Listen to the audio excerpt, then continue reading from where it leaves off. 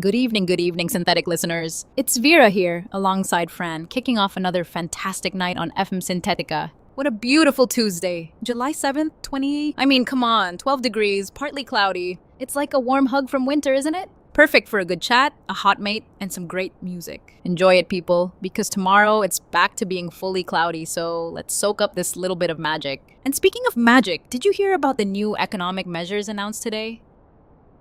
A warm hug? Vera, you're either delirious or you're wearing like 7 sweaters. And magic?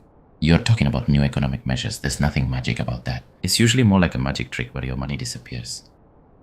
Oh, come on, Fran, don't be such a downer. A little optimism never killed anyone. And about the money disappearing. Well, that's just part of the Argentine charm, isn't it?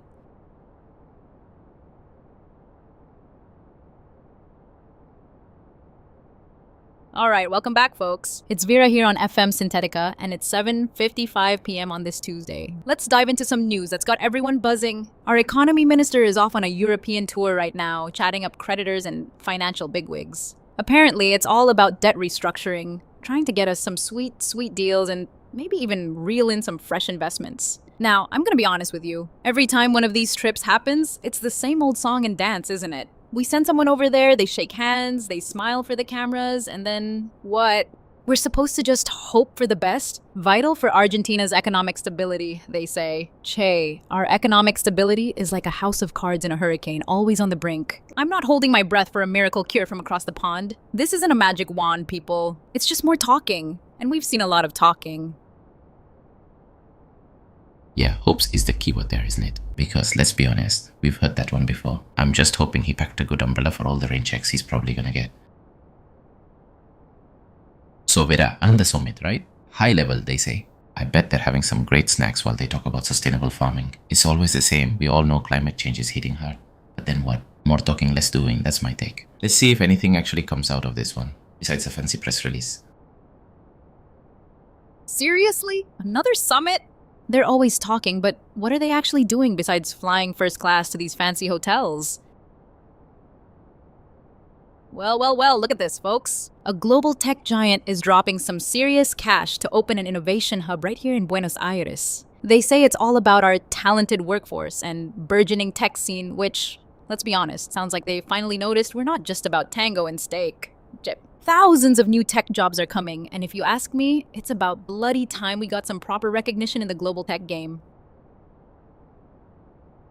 Yeah, another innovation hub, Vera. I'm sure it'll be full of beanbags and kombucha, but will it actually fix anything for anyone outside the Palermo bubble?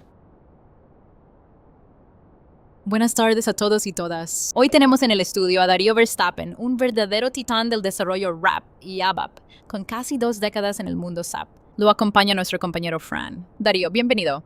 Contanos, con esta movida del vibe coding, ¿qué futuro le espera a la vapor tradicional? ¿Es esto una evolución o la sentencia de muerte? Vera, good to be here.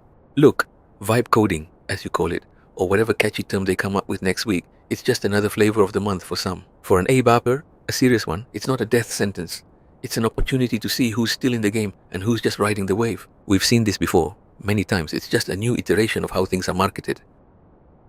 So, Dario, you're saying vibe coding is just a fancy new name for the same old song and dance? Sounds like you're implying some people are just chasing trends, eh? Fran, with all due respect, I'm not implying anything. I'm stating it clearly. There are always those who chase the latest buzzword. And then there are those of us who actually build and maintain the systems that keep businesses running. Clean core, that's not a vibe. It's a methodology. And it's here to stay, unlike some fleeting trends. Okay, Darío, so clean core is the real deal, not just a passing trend. But how do you, as an ABAPer, actually bridge that gap between the traditional ABAP world and this new clean core philosophy? Vera, the gap isn't as wide as some marketing campaigns make it out to be. It's about shifting perspective, not abandoning everything you know. It's about understanding that your ABAP skills are still crucial, but now they're applied with a surgical precision, focusing on extensibility and keeping the core pristine. It's not about throwing out ABAP, it's about elevating it, making it smarter, more resilient, and ultimately more valuable. So you're saying it's not about becoming a whole new developer, but more like a super ABAPer? Sounds like a good way to justify why your CV is still gold, eh? Fran, my CV's value isn't something I need to justify. It's earned through nearly 2 decades of making systems work, not through chasing every shiny new framework. It's about being effective, period. If understanding Rapi means I'm twice as effective, then yes, I'll embrace it, because it's about justice to the craft and to the client. Dario, I hear you about effectiveness and justice to the craft, but isn't there a risk of becoming obsolete if you don't actively adapt? What about those who struggle to shift from the old ways? Vera, obsolescence only happens when you stop learning, not when you stick to what works. The old ways, as you call them, they built the foundations of modern enterprise. So let's not dismiss them so lightly. It's not about struggling to shift, it's about discerning what's truly valuable and what's just noise, and knowing how to integrate new tools without sacrificing reliability. Che, Darío, but for many of these companies, reliability is integrating new tools quickly. Are you saying they should just stick to the old ways until it's absolutely proven, even if it means falling behind? Fran, quickly doesn't mean carelessly, and falling behind is a term often pushed by vendors, not by actual project needs. My point is about honesty in development. Implementing new tools for the sake of it, without a clear architectural vision, is what actually leads to falling behind, because you end up with a mess. It's about smart, calculated evolution, not a mad dash. Dario, I get your point about careful evolution, but in this market, sometimes a mad dash is exactly what clients are demanding, right? How do you balance that pressure with your commitment to methodical, honest development? Vera, client demands are one thing, and what's actually sustainable and honest for the system's long-term health is another. My commitment is to deliver solutions that work today and won't collapse tomorrow. And sometimes that means pushing back on a mad dash to ensure true value. It's about being loyal to the integrity of the architecture, not just to the latest whim. Pero Darío, ¿no es una parte de ser leal al cliente darle lo que pide? Incluso si a veces es un poco whim, o vos te pones en el lugar de el que sabe y le decís que no. Fran, with all due respect, loyalty to the client means delivering sustainable value, not just blindly following every whim that might compromise the system's future. It's not about being the one who knows. It's about professional integrity and ensuring their investment truly pays off long term. So, Dario, it sounds like you're saying integrity and long-term value trump immediate client desires. But aren't there situations where a quick solution, even if imperfect, is better than none at all? Vera, a quick solution without integrity is often no solution at all, because it just kicks the can down the road, creating bigger problems later. We're talking about enterprise systems here, not a weekend hackathon. Imperfect solution can have huge, costly repercussions. My job is to prevent those repercussions, not just deliver something fast and then walk away from the mess. Dario, that's a really strong stance on integrity over speed, and it makes a lot of sense for enterprise. Thanks so much for joining us tonight. It was a truly insightful chat.